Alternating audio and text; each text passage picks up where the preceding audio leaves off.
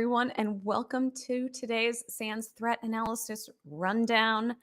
I'm Katie Nichols. I'm an instructor for Forensics 578 Cyber Threat Intelligence at SANS, also Director of Intelligence Operations at Red Canary. Very excited you are all here today to talk about all of the threat things, because as always, there's a ton going on. I see we have Jeff on the line. Hello, everyone. Thanks so much for joining. I know we get folks from around the world. Let's dive right in. We have a lot to talk about today. No guests, just me talking about all the threat things. Big news this week. I'm almost certain that you all probably saw it, but we're going to talk through it. Qakbot, also known as Qakbot, malware disrupted in a pretty huge disruption operation. International cooperation for this one, right? The US Department of Justice kind of released this press release, and there's a ton of documents, a lot of information about this. We'll kind of walk through. And I wanted to hit this one. I want to spend a little time talking through it for a couple of reasons. First off, this is good news. Like, I don't know about you all, but there are a lot of threats out there. It can be really hard to track them all, defend against all of them. And so anytime as a community there is a takedown, like, I think it is time to stop and celebrate. So for anyone involved in this, and like almost certainly across public and private sector, folks from around the world, congratulations and thank you for taking down this massive botnet. So if you aren't familiar, Qakbot, also known as Qbot, that name resulted in the awesome code name for this operation, Operation Duck Hunt, which if you're like me and you played Nintendo years ago, you always think about the laughing dog with the duck hunt and those like orange guns that didn't work. But anyways, Operation Duck Hunt, massive takedown. If you've been around this field for a while, if you're a defender, you've almost certainly heard of Qakbot.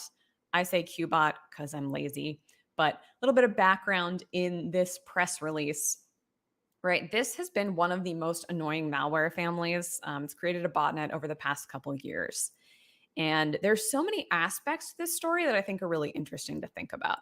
Like the first one is just thinking about law enforcement, how they prioritize all of the many malware families' cyber threats. And one thing that's important to note about Qbot is that they were known to partner with a bunch of different ransomware actors. Right? We know that, ransomware operations aren't straightforward, and it's often a different actor that gets on the box with something like Qbot malware, and then they pass off that initial access to someone else. So if you're not familiar with Qbot, it's still worth kind of reading up, understanding a little bit about this malware family, right? You see in the documents, legal documents, some of the ransomware groups that the Qbot was known to kind of be seen with. Conti, now kind of defunct. One that's been more recently active, Black Basta. And so in thinking about, how do you get on law enforcement's top threat list? Like partner with ransomware groups and cause a metric ton of damage, right? They seized about $9 million, seized 8.6, and extorted funds. Like, if you start reading through these documents, which we'll take a look at, Qbot and the affiliated ransomware operations had a huge, huge financial impact on companies around the world, organizations around the world. So kind of an awesome win. One of the really interesting things about this takedown, right? And there are different ways law enforcement can do takedowns. If you've tracked these over the years, right? Sometimes, the government will issue indictments and try to, put an indictment out, maybe actually arrest actors. In this case, right, the FBI, through legal means, you can actually read the search warrants, gained access to the Qbot infrastructure, gives you a sense of how widespread Qbot really was. Over 700,000 computers worldwide, right? 200,000 in the United States. And these are just the ones that were actively infected. Like, you all have probably done a ton of work to try to make sure organizations aren't infected with Qbot. I know my team has. And so these are just the ones that were still active. Like huge impact for this. And so what was kind of neat here, right? Rather than just being like, that sucks. There are hundreds of thousands of organizations who are still infected with Qbot. FBI redirected traffic and then ultimately pushed all of those Qakbot victims a file that would uninstall the malware from the system. This is another really interesting aspect to this case, right? And if you look at law enforcement actions, and especially in cyberspace, there are a lot of debates out there. Like, should this be something that any law enforcement agency should be allowed to do? Right? This can be also risky. Like, almost certainly the FBI tested the file, the script that they pushed. But, for example, what if they messed up something in the script, they pushed it to hundreds of thousands of computers, and it accidentally deleted something else or uninstalled another application? Right? There's a lot of risk and kind of interest there. So that's something that, there's a debate in the community, right? Is that the right thing to do? Is it not the right thing to do? Right? Something for you to consider what you think about that approach. I will say in general, I am pro uninstalling malware from systems, right? So I think in general that it's a positive thing if law enforcement, regardless of what agency it is trying to help victims rather than just being like, we know about all of these victims and we're not going to do anything. So another cool thing, right? A lot of different partnerships here. The site Have I Been Pwned, right? Site from, I think his name's Troy Hunt, right? They shared a bunch of information there, so you can actually look up if you've been a Qakbot victim, if information's been involved there. Lots, certainly private sector orgs. They called out Zscaler here, but lots of different public and private orgs coming together. So kind of cool. So if you haven't joined our live stream before, I just wanted to mention that this is just the latest in a very long series of indictments, of legal actions, of takedowns. So this is a spreadsheet that I started a couple years ago because I was having trouble keeping track of all of these. Luckily, I kind of fell off on this one, but my friend Andy Piazza, who helps me maintain this, also added this as just the latest example of a legal document that is really interesting to analysts. So I want to take a couple minutes to kind of walk through the findings here, because legal documents, whether it's an indictment or in this case, search warrants, they're interesting from like the perspective of it's a takedown, right? Disruption, but also interesting because there are certain tidbits about the actors, how they operate. And even though Qakbot is disrupted, like we've seen in major disruptions like Emotet, TrickBot, others, that usually there's a significant decrease, but maybe that malware family doesn't go away. And you can bet that a lot of the actors are going to kind of go develop different malware or use those same tactics, techniques, and procedures. So these legal documents are a really valuable source for us as analysts to kind of look at and learn about adversary TTPs. So walk through some of the kind of interesting aspects here. So you can find all of these legal docs from this one main link here. And I'm going to pull a lot of them up, but they're all at the bottom here. So DOJ, U.S. Department of Justice, released this. One thing for anyone who is protecting an organization to look out for. Highly recommend whatever monitoring logging you have, go search for this SHA-256 hash value of the Qakbot uninstaller. This is the file that the FBI actually sent right to Qakbot victims. And you might be like, well, it's an uninstaller of malware. Why would I want to look for that? Well, first off, it's going to be helpful for you to know if you have that on your system. Like I imagine if there are any CISOs listening, like you want to know if the FBI pushed a script to uninstall malware, if that's anywhere. So just knowing that. But the other thing, and credit to Randy over at Proofpoint who tweeted this, and I was like, that's a great point. If you see this uninstall file, it means that that victim has been infected with Qakbot.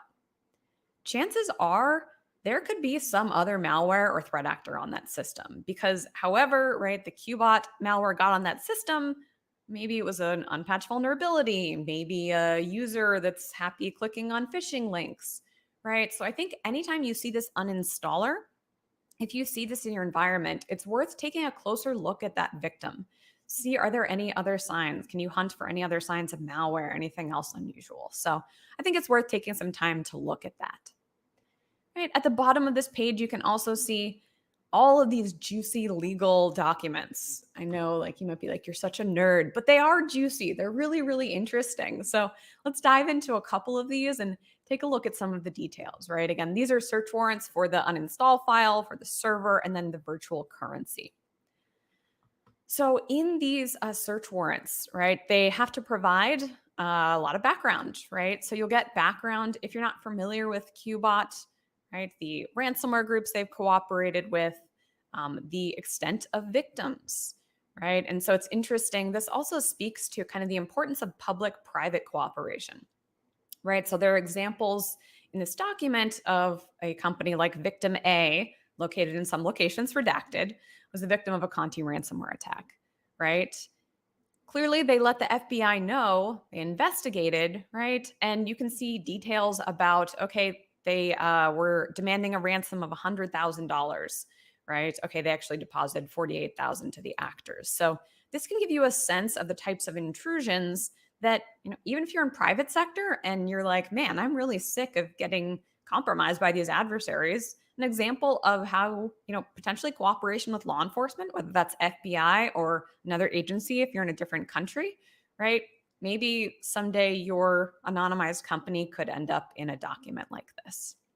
So just kind of shows you the extent of a lot of these operations, right? Black Bossed, a particularly nasty ransomware group, ransom of about $3 million. Um, I know one thing I hear from a lot of threat analysts and defenders is it's tough to, you know, uh, try to document the value of having a CTI team or a defensive team. Looking at numbers like this, like I can tell you, a few security people, it's going to cost you less than 3 million. So something to think about in terms of the impact here.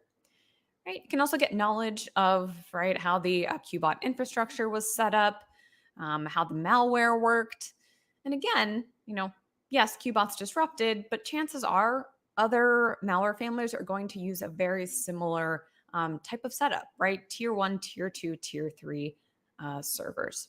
So lots of interesting details here. Again, maybe I'm nerdy, but I think it's really interesting. And what you'll find is some of this information, like it's been publicly known for a while. Qbot, tons of researchers have talked about it, but sometimes there's little tidbits in here we can look at that is maybe not publicly known yet. So a couple of other things to kind of hone in on. Yes, I know a lot of these details are redacted, government life, but talking a little bit about, again, the TTPs, right? So looking at the admin computers, right, related to that Qbot infrastructure. RDP was open. Anyone who's worked in defense for a while, like not shocking, adversaries love to use RDP, remote desktop protocol.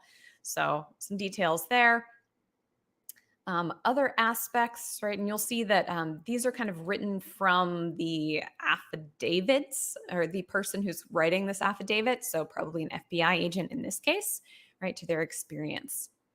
One thing that stuck out to me, again, learning about how malware works. So cool, to avoid detections, cyber criminals commonly use cryptors.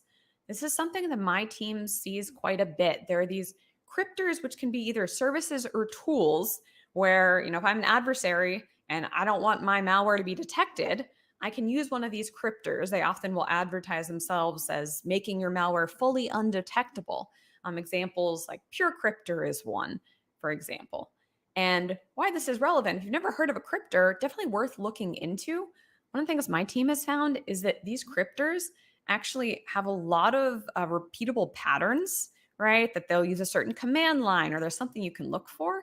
So it's kind of cool because adversaries are like, great, I'm going to use this cryptor to try to make sure you can't detect me. But then if you find a unique string that's unique to that cryptor, that actually helps you detect them. Kind of a fun way to turn things around. So Qbot using cryptors, right? Other details about the infrastructure here, right? What ports it's open on, what ports it's operating on. So, hey, again, maybe looking at logs, like, is this a port you've seen in any of your incidents recently? Is that open, right, in your infrastructure as well? So a couple others, let's remember if it's in this one or the next one. So one of the things that's important to think about with any malware family, whether it's Qbot or others, is that the malware has to get on the system somewhere. And one of the things that I'll talk about in a bit is the fact that Qbot malware is delivered by these affiliates. Proofpoint calls them TA570 and TA577. So if you tracked those affiliates in the Qakbot malware, you'll know that they're different campaigns, right? These two different groups will deliver Qakbots, and Qakbot researchers over time started referring to these two groups that deliver Qakbot as presidents and as letters. And you'll actually see the reason for that here, right? So in when an adversary is configuring their malware like Qakbot, they can add an identifier. And as you're analyzing malware, it's actually a great thing to ask a malware analyst for, or a sandbox can pop this out, right? So Qakbot malware in particular would have these specific IDs, right? TR01, 02, etc. And these actually can help researchers identify, oh, this is part of the TR campaign for Qakbot from the affiliate known as Letters, which I think is 577. So kind of an interesting tidbit there.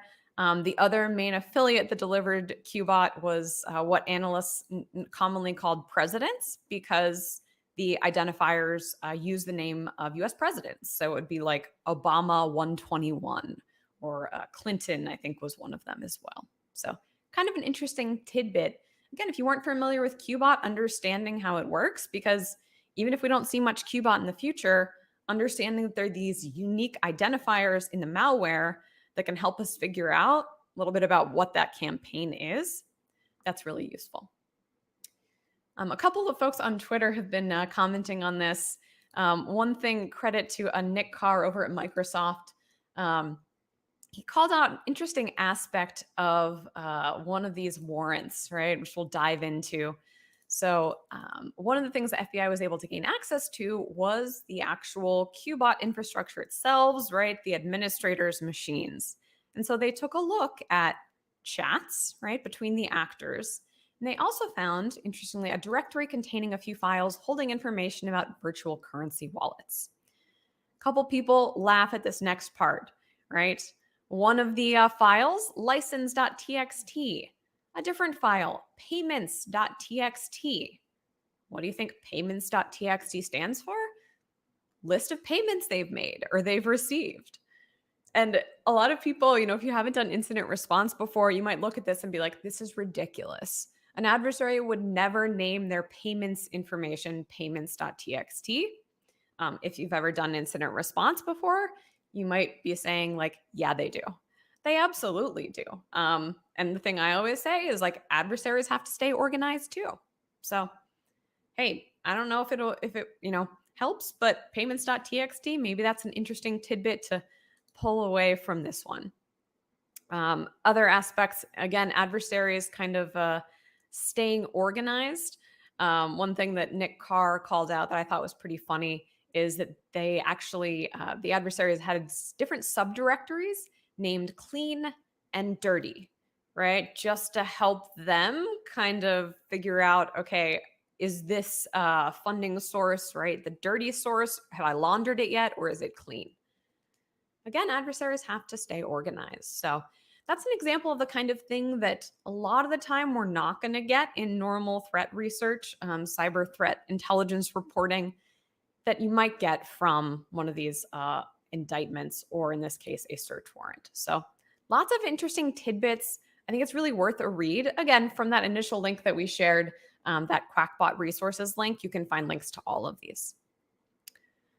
So other aspects of this Qakbot disruption to talk about, right? Whenever there's a disruption like this, often it's sort of make the actors have a bad day, but then also you'll see something, in this case, joint report from CISA and DOJ, focusing on defenders, right? Defenders, what should you be doing? And right, one thing to think about here, as I mentioned, is looking and seeing if you have that uninstaller file. And if so, think about that victim had Qakbot in the past and might have additional malware. So this is more of a kind of defensive flavored report, thinking about, right, how could you prevent similar malware in the future? It's also an interesting time, if you weren't tracking Qakbot infections across your environment, right, maybe going back and looking at some previous intrusions or incidents or tickets in your system, and then see, do any of these things match these TTPs from Qakbot now that I know more about it? Also have your indicator list. I think they have this in a sticks file as well. if you don't want to copy and paste indicators out of a PDF, which I try to avoid whenever possible. All right, so defensive angle to this as well. Private sector folks have also done some reporting. So, of course, whenever the FBI sends an uninstaller file, that's going to be very interesting. So, folks at SecureWorks did a really nice little write up here about their analysis of that uninstall file. Right, this is the file that the FBI sent to Qakbot victims. Talks about the shell code, what exactly that shell code does. Right, unpacking a custom DLL, and then how it terminates the Qakbot processes and basically does that cleanup. So if I found a random uninstaller file on any of my machines, I would definitely want to know what it does. So this is a really nice way to kind of understand that. All right, so what? Other than celebrating, how else do we want to think about this? Well, one thing that I would really recommend thinking about is the fact that, yes, this is good news. Qakbot disrupted. Hopefully, we'll see a lot less Qakbot malware. But the reality is, a lot of these adversaries are probably just going to shift to different malware families. So I mentioned briefly a couple of the affiliates, right? The actor groups that actually delivered Qakbot. The names for these from Proofpoint, one of them is TA577, right, described in this blog post. Then the other is TA570. So as we read a little bit from Proofpoint here about TA577, right, yes, TA577 was one of the most prolific deliverers of Qakbot. However, you see here that is not the only payload they've delivered. Also have delivered iced-ID, System BC, etc., all these other malware families. And so one assessment that Intel analysts are making right now is that it's likely that these groups are going to shift to different payloads. One way to think of this, I don't actually know who created this meme, but I think it's a really nice way to kind of think through this, right? Cool. So law enforcement did a takedown of Emotet, right? And then Qakbot. And then what's next? So a reasonable hypothesis is that some of these actors that were previously delivering Qakbot might switch to another malware family like iced-ID. And so, right, if you're in law enforcement and you're watching, like maybe that would be an interesting one for you to keep an eye on. And so bringing this kind of full circle, there are so many aspects to this disruption, right? Taking a look at the uninstaller file, thinking about how you could investigate, see if your machine has been infected with Qakbot. But I think the kind of policy angle and the kind of response to this is also interesting, right? It seems like these different malware families, as they start partnering with ransomware groups, they kind of get up priority in terms of law enforcement takedowns. And so thinking about which group is going to be next, which malware family is going to be next, iced-ID could be a possible future target of law enforcement. We'll see. And then, also thinking about broadly the strategy, right? This is one thing that, again, there's a whole lot of aspects to this, but thinking about why do we do these disruptions? Why does law enforcement do these disruptions? Well, yeah, a lot of people have malware uninstalled, but one approach and one perspective is that this might have a deterrent effect, right? If I'm the developer of iced-ID or I'm sending that payload, at the Qakbot takedown, thinking about, is this something I really want to do? So a lot of debate in policy circles over whether actions like this have a long-term deterrent effect, something that there's active debate over. So again, I can't tell you what to think, but a lot of different aspects to think about with this Qakbot takedown. So hopefully y'all found that interesting. I think these documents are really fascinating. Definitely worth taking a read and really nerding out over those. All right, we'll spend a bunch of time on Qakbot because that was the big news of the week, and I think it's really interesting. But that is not the only thing going on right now. As you might have heard jokingly, folks saying it's hot 0-day summer.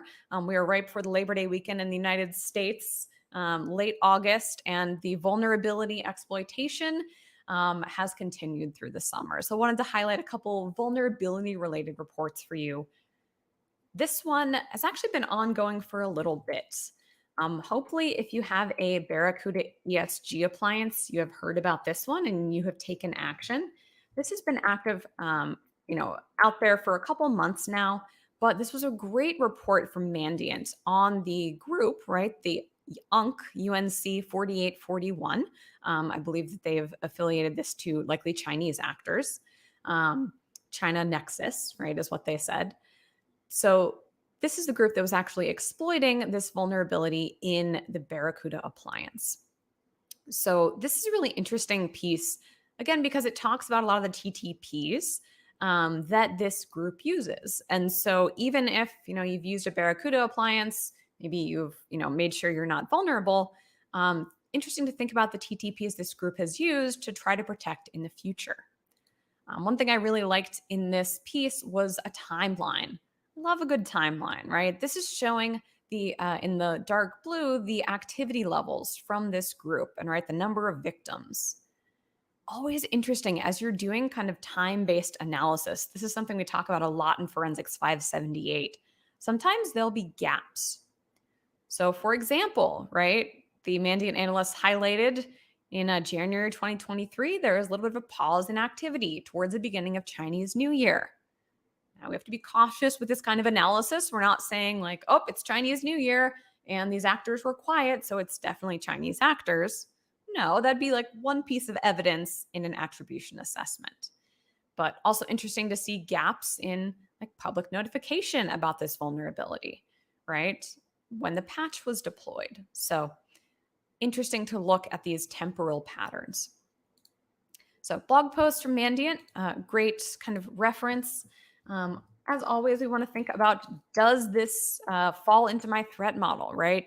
Do I even need to spend time looking at these TTPs? Right, towards the end of this piece, a lot of details about all of these different tactics and phases, right? You see in terms of targeting, a lot of targeting from this group of US-based entities, right? Mandiant analysts noting that's probably because that's where a lot of Barracuda appliances were located. But then in thinking about the organizations impacted by this group, right? If you are in government, IT, tech industry, telecom, manufacturing, right? Those are the organizations, even colleges and universities, where this group has shown interest. So always be thinking about, we have tons of reporting, which ones matter for me? If you're in any of these industries, this might be something to look through. Luckily, lots of technical detail to think about, all right, how could I protect against these TTPs? Because what we know, these groups, right, yes, we're focused on a Barracuda vulnerability this time, but we know that a lot of these groups will find new vulnerabilities in different perimeter appliances often, right? So don't just think, well, it's in this one appliance, this is remediated, thinking longer term about what these adversaries are doing. So that's one vulnerability related piece I'd recommend taking a look at. Another one, if you care about vulnerabilities, I'd say Rapid7, a great blog, a great team to follow. Right, this one talking about Cisco ASA appliances. Again, don't want to pick on any of these software vendors. Software has vulnerabilities. That's the way they are. But we see a lot of different adversaries investigating these perimeter appliances, perimeter defense appliances.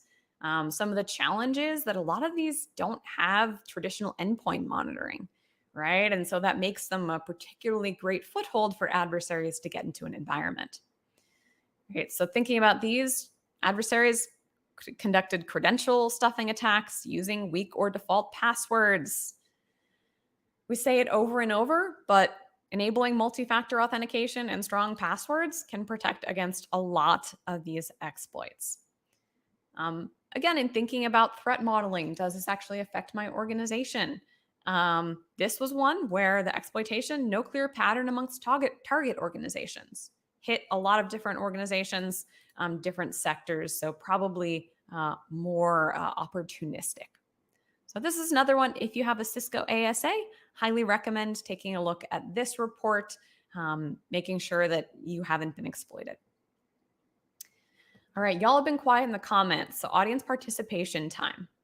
So CISA put out this report a couple of weeks ago, and we played this game on my team, so I'll play it with you all if you're willing to participate. All right, so CISA put out this report of 2022 for last year. What were the top routinely exploited vulnerabilities? Do you all have any guesses in what software Again, not picking on vendors, a lot of software. Any guesses of software that made this top routinely exploited vulnerabilities list? See if anyone wants to comment. I know on my team, if you start looking at patterns, you see reporting about adversaries exploiting the same kinds of software over and over. We got folks from all over the world today. This is awesome. We got Honduras, Guatemala. Anyone want to play the game? I'm just imagining you all playing locally. There we go. We got Chris saying exchange. Joshua, Solar Winds. Solar Winds, a good one. Was that 2022? Like, I can't even remember. The years all kind of merged together. Notepad. Oh, I like that one. That's a good guess. Cool. Someone's stripping wallpaper. I'm sorry. That's kind of a tedious task. Word, PDF. Yeah, any of the Microsoft Offices. Fortinet. Yeah, if we were looking at 2023, Move It. So maybe Move It will make next year's. Yeah, so a lot of good guesses here. Let's start looking. Oh, someone said Log4j. Windows. That's a fair guess as well. Let's take a look, see how you all did.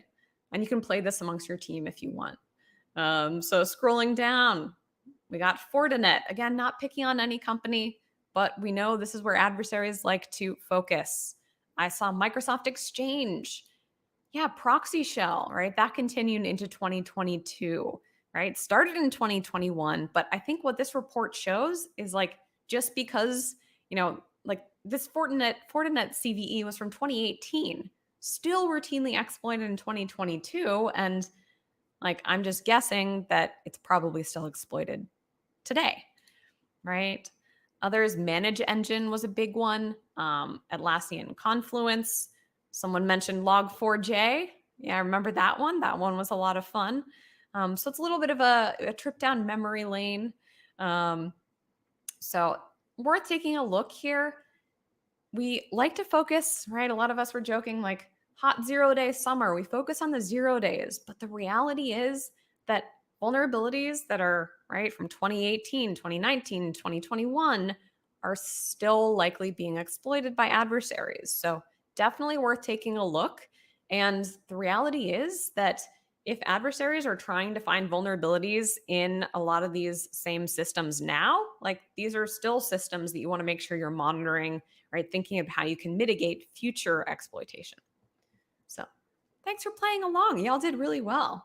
I think you got majority of them. So that's another one taking a look at. I think I forgot to post the link because I was so excited about you all trying to guess the software. So we'll post that in as well. But in addition to the CISA Known Exploited Vulnerabilities Catalog, KEV, I thought this was an interesting one to look at as well. All right, so we've talked about vulnerabilities. Got to talk about ransomware. So ransomware just continues to really suck. You might have seen in the news, different organizations. I know the University of Michigan was down, I think with suspected ransomware, right at the start of classes. You might have seen in early August, Riceta ransomware was associated with compromises of a bunch of different healthcare organizations. This was an interesting one because I hadn't, Riceta wasn't really on my radar as one of the, super active ransomware groups until, right, this targeting of healthcare orgs started to happen. So the high profile one from earlier this month was against Prospect Medical Holdings. So this is definitely one that if you are in the healthcare sector, high priority to take a look at. One of the interesting aspects from this ransomware group was some of the ties that analysts noted to another ransomware group known as Vice Society. Now, this is part of the challenge of tracking all of these ransomware groups. Right? I don't know about you, but there's a new one, it seems like every week. And I'm like, I don't know, I've never heard of them. What are their TTPs? We find a lot of commonalities suggesting maybe these actors are kind of working together. Maybe they're switching. Okay, I used to be under the banner Vice Society. Now I'm under the banner Riceta. So different analyses and different assessments you could make. But, right, there's some assessments out there, including this one from Checkpoint, that there is a lot of technical similarity. I will say that's actually a good thing for analysts, right? Again, these commonalities in how these ransomware groups operate, very, very similar TTPs across all of them. RDP, a lot of people joke it's ransomware deployment protocol. Not exactly, but RDP really, really commonly used in ransomware intrusions. A lot of these built-in binaries, right? PS exec, using NTDS util to create a dump to dump those credentials. So lots of details here. Again, Riceta, especially if you're in the healthcare sector, you probably already got questions about this one earlier this month, but highly recommend taking a look at Riceta, keeping an eye out for that ransomware group. We've had folks from the DFIR report on our live stream before. Would highly recommend checking out their latest report about a compromise leading to Noko-Yawa ransomware, right? And one thing to call out here, we talked about Qakbot and how a lot of the actors that used to deliver Qakbot, one of their maybe likely next payloads to focus on is going to be iced ID malware. So this case started with an Excel macro, iced ID malware, and we know that the time to encryption, right, and depends on different ransomware actors, how quickly they operate.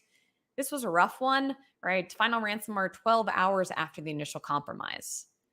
Kind of highlights the importance of 24/7 monitoring. If you see some of these ransomware precursors that I call them, right? Iced ID malware, if you see the reconnaissance commands, if you see something like Cobalt Strike being dropped, you might have minutes to hours before this becomes a full-blown ransomware case. So lots of good details as always in this DFIR report piece.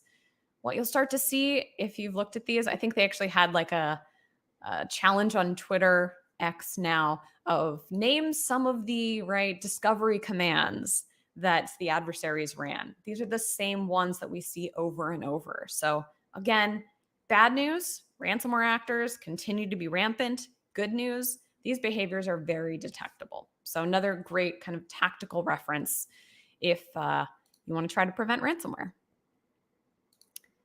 Looking more holistically, this is a great report that I saw from analysts over at Recorded Future talking about some different ransomware trends. So this one's worth a look. I like to highlight different summaries, right? Every half year, quarterly reports, annual reports, because I think it helps us think about where do we need to be focusing as analysts and defenders, right? Are there things that maybe others have seen that we haven't? And so a couple of themes that the Recorded Future analysts highlighted here, right? Ransomware groups targeting Linux servers. One of the common targets that we know ransomware actors like to go after are VMware ESXi hypervisors, right? Controlling that virtual machine infrastructure. That one's tough because similar to what I said with a lot of those perimeter appliances, a lot of orgs don't have monitoring on ESXi. And they only find out about ransomware that's affecting those ESXi hypervisors when they see the results of it, right? Some kind of encryption. So thinking about, if you have Linux in your environment, which a lot of organizations have that in cloud infrastructure, right? Workflows that you have. Thinking about how you probably need to be monitoring that too. Can't just ignore it if it's not Windows. So a bunch of other themes here. And again, you'll see themes from what we've talked about previously with Barracuda, etc.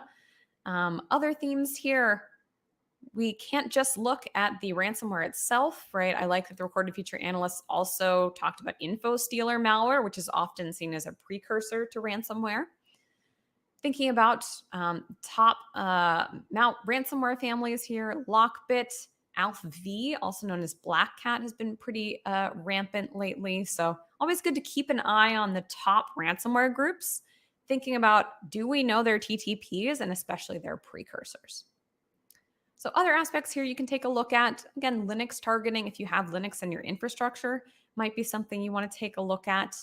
Another aspect I wanted to hone in on this report talks about is the increase in bring your own vulnerable driver attacks. So a lot of people are familiar with living off the land binaries, right? These are things like ipconfig built into Windows, or how about run DLL32, a common way to proxy code execution. Well, there are also drivers, right, that adversaries are starting to use, legitimate vulnerable drivers to try to disguise, evade antivirus, etc. So this is something that's really worth looking at and thinking about, right? The same way that we as a community have done a good job trying to detect malicious use of living off the land binaries. How do we try to detect use or abuse of these vulnerable drivers? So if you haven't started thinking about this, highly recommend checking out this project. This is called LOL Drivers, Living Off the Land Drivers, created by Mike Haig and a couple of other analysts. Right, and this is a list of drivers that adversaries have abused to try to bypass those security controls. So kind of a really neat project, definitely worth checking out if you aren't familiar with vulnerable drivers. Right, this is something we see adversaries increasingly taking advantage of. So again, thinking about, all right, from what Recorded Future or another team summarizes in their report, what kind of action can we drive? CTI analyst, here is what the adversaries are doing. They're abusing vulnerable drivers, and then passing something like LOL drivers to your defenders to think about how could we maybe incorporate this into our defenses. All right, that is our ransomware section. And then I have a bunch of other reports I want to hit fairly quickly since we're coming towards the end of our hour. One of them from Microsoft on the group Flax Typhoon. This is, I think last I checked, Typhoon. Yes, Typhoon is the China-based actors. I'm still getting used to the new weather names that Microsoft deployed a couple months ago. So this group, specifically this campaign that this blog discusses, talks about targeting of Taiwanese organizations. But again, in thinking about, should someone else care about this organization or this group rather, right? We see in the past, Flax Typhoon hasn't just hit organizations in Taiwan. They've hit orgs in Southeast Asia, North America, Africa, right? The types of organizations that they've hit, like government agencies, education, manufacturing. So if you're any of those sectors, this might be a group that's worth taking a look at. So for any report like this, I always look for the good news. The good news is, kind of like I talked about with the ransomware actors, a lot of very similar TTPs, similar tools, right? The China Chopper web shell that's been around for how many years? This group uses that. Mimikatz, super common credential dumping tool. They use that, as well as a bunch of living off the land techniques. So I'm always a big fan of the Microsoft graphics, the simple breakdown across all of these tactics. What are the techniques adversaries are using? And as always, Microsoft blogs, if you're trying to figure out how do I detect this, scroll to the end. Right? They've got indicators, they've got hashes, right? Also details about some of the procedures. These are specific queries that you could use if you're using Microsoft Defender, but you can convert these same queries to whatever tool you're using, right? You can search for these same IPs, looking for a specific VPN bridge launched by a SQL Server process. So you can convert these queries to whatever types of query language, whatever types of logs you're using. All right, other random things. Rapid7, a mid-year threat review reports. Again, I really like these partial year, half-year reports as a way to see what are other people seeing, what should I be paying attention to. And this is one where I dropped the link to the, it's there. There's a registration page. Want to be respectful to the researchers who produced this. So I'm not going to share the PDF link directly, but you can register and get a copy of this one. So Rapid7 does a lot with vulnerabilities, incident response, ransomware, etc. So as always, scrolling through, thinking about what are you most interested in thinking about for your organization. We see, cool, a lot of these same vulnerabilities, similar products that we saw in the earlier vulnerability list that we talked about. Worth taking a look at those if you have any of those products. Incident response trends. Never hurts to think about what initial access vectors your adversary is using. 39% remote access, often just adversaries cracking a password. This is where multi-factor authentication comes in as really a key defensive mechanism. So lots of great trends here, right? Other initial access vectors we see really commonly. A lot of orgs see this. Adversaries can very easily get into cloud environments from misconfigurations, not setting that up properly, right? Allowing connections in over certain ports. not setting up a password at all. Another initial access vector that is worth paying attention to: SEO poisoning, search engine optimization poisoning. I think we've talked about this in previous months, but a lot of malware right now is getting in via search engine optimization, where adversaries are basically using similar techniques that marketers use to get their results to the top of those search engine results. So if I search for some chat GPT software, right? I search and I'm like, oh, cool, let me download this chat GPT software. Turns out that's some kind of malware. So looking out for search engine optimization, this is a tough one to protect against, but highly recommend at least trying to educate your users that this is a vector. I will say, based on my knowledge of how widespread this is, like, I hesitate to search for anything in a search engine, and I'm really careful with those results. Is this the real site, or is this masquerading, trying to get me to download malware? So another great kind of mid-year review report from Rapid7 worth taking a look at, again, thinking if there are things they're seeing that you should be paying attention to as well. A couple other interesting links that I wanted to highlight, right? So you might have heard about the Cyber Safety Review Board. This is an org stood up around CISA to examine, right, significant incidents, events, campaigns, and actors that have had a really widespread impact. So this report came out a couple weeks ago about the Lapsus group. Now, you might have seen, if you watched the news, that some actors were actually arrested recently associated with this Lapsus group. I believe they were based in the UK. And so you might be thinking, well, all right, if those actors were arrested, like, why do I care about reading this report? Well, the reality is that even if that group Lapsus under that name has kind of broken up, again, the same theme we've talked about today, a lot of those TTPs are being used by other groups, right? For example, Scattered Spider or other actors that are similar. So you can read the backgrounds, right? I wanted to hone in on a couple of specific TTPs that I'd recommend paying attention to. One of them, for gaining initial access. This is something that is becoming more and more common: SIM swapping, social engineering as well. So SIM swapping, if you aren't familiar, basically the attacker kind of figures out a way to, for example, trick a telecom provider. Maybe they call them up. They say, hey, I'm Katie Nichols and I lost my cell phone. Can you switch my SIM to this new number for me?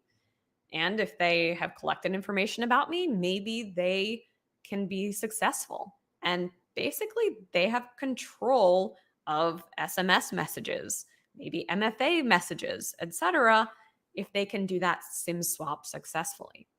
So again, Lapsus, has broken up, but this is an example of a technique that adversaries are still using.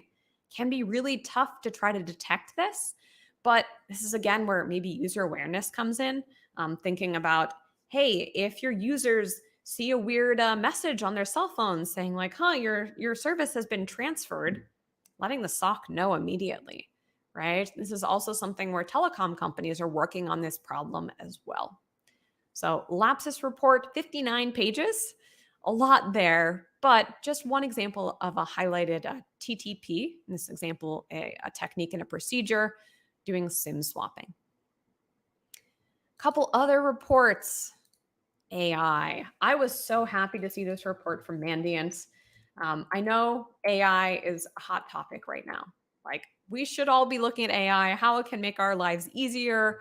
I saw something this week that, like, they're investigating AI that can attend meetings for you, which, like, talk about like changing my life. If like I could not have to go to meetings and just have AI like say what Katie would say, that'd be great. But something that a lot of analysts have started, thinking about, asking about is, are adversaries using AI, right? And like we automatically go to this really scary scenario of adversaries are using AI to make super advanced malware and figure out how to exploit us. So I really like this report from Mandiant because, right, the takeaway is like, yes, adversaries are looking into AI. However, like not super widespread right now. Personally, in all of the like realm of threats and things to be concerned about, I see AI as something like absolutely keep an eye on it. But one thing that I argue is if adversaries are using AI and large language models to try to figure out how to create malware or TTPs to use, if they're bringing in right resources that already exist, if they're saying like, oh, go look at GitHub and all the existing malware, the good news is that likely whatever AI tool is going to generate is going to be really similar to what's already out there.